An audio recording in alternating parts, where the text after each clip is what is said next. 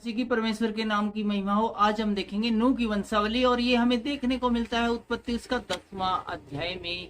आपके पास बाइबल है तो हमारे साथ जरूर खोलिए। उत्पत्ति उसका 10वां अध्याय और इसकी 1 से लेकर 32वीं आयत तक। हमेशा की तरह इसकी चंद आयतों को पहले हम उर्दू में आज नहीं पढ़ेंगे बल्कि डायरेक्ट है वो हिंदी में ही पढ़ेंगे। तो शुरू करते हैं नूह की वंशावली हिंदी में पढ़ना। नूह के पुत्र शेम, हैम और येपेत थे। नूह के कौन पुत्र थे? शेम, हैम और येपेत थे। उनके पुत्र जल प्रलय के पश्चात उत्पन्न हुए, उसकी वंशावली है। और आगे बड़ी ही इंपॉर्टेंट बात कही गई, ये तो वह पुत्र है जो कि जल प्रलय से पहले उत्पन्न हुए। वे कौन है? शेम, हैम और येपेत, जल प्रलय के पहले। तो इसको हमारे हम बुजुर्ग कह सकते हैं, पुराना टाइम के है। इन्होंने जल प्रलय का पहले का समय देखा और बाद का समय देखा, लेकिन जल प्रलय के बाद जो नूह के से जो उत्पन्न हुए उनकी वंशावली ये है। येपेत के पुत्रों की पहले सुन लीजिए। गोमेर, मागोग, मादे, यावान, तुबक, मेशेक और तोरैश हुए। गोमेर के पुत्र है ये हुए असकनज, रिपत, तोगरमा हुए। और यावन के वंशज एलीशा, तरशीस और कित्ती और दोदानी लोग हुए।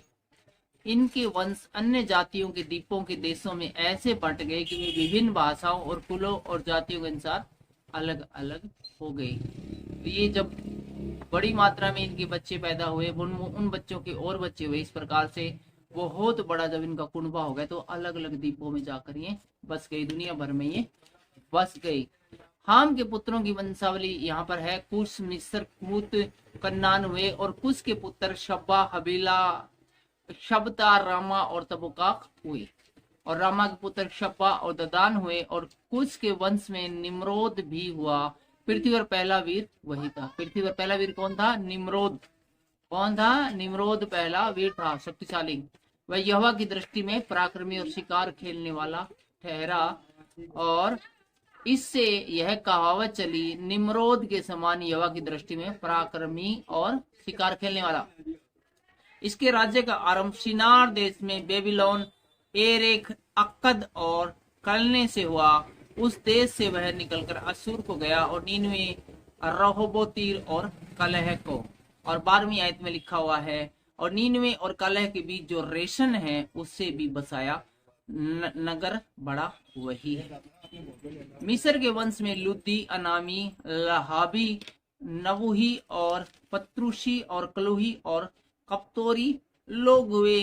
कलूसियों में से तो फलस्ती लोग निकले। हम पढ़ रहे हैं नूह की वंशावली और ये पढ़ रहे हैं 10वां अध्याय में, और हम इसमें 15वीं आयत में आ गए हैं।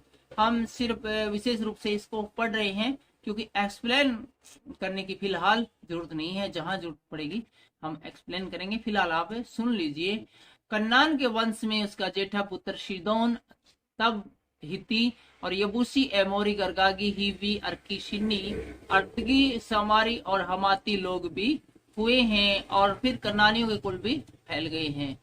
और कनानियों की सीमा सिदोन से लेकर गरार के मार्ग होकर अज्जा तक, और फिर सदोम और अमोरा और अदमा और सबोयेम के मार्ग से होकर लासा तक हुआ।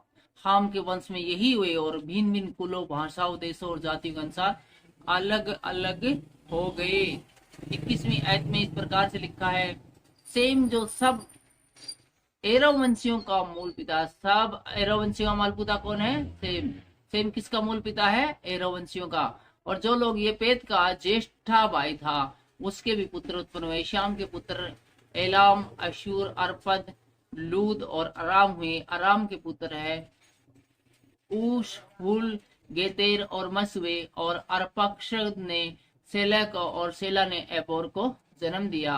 और एबोर के 2 पुत्र उत्पन्न हुए। एक का नाम पेलेग इस कारण रखा गया कि उसके दिनों में पृथ्वी बंट गई थी, और उसके भाई का नाम योक्तान था।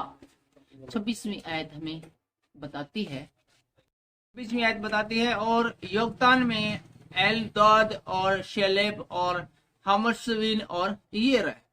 और यदरवास और उजाल और दीकला, ओबाल, अबिमाइल और शबा, एपेर, हवीला और योआब को जन्म दिया। यही सब योक्तान के पुत्र हुए। इनके रहने का स्थान मेसा से लेकर सपारा जो पूर्व में एक पहाड़ है उसकी मार्ग तक हुआ। सेम के पुत्र यही हुए और भिन्न भिन्न कुलों, भाषाओं, देशों और जाति के अनुसार अलग अलग हो गए। नूह के पुत्रों के घराने यही है और इनकी जाति के अनुसार इनकी वंशावली यही है। और जल प्रलय के पश्चात पृथ्वी भर की जातियां इन्हीं से होकर बट गई। फिलहाल 10वां अध्याय है वो पूरा होता है।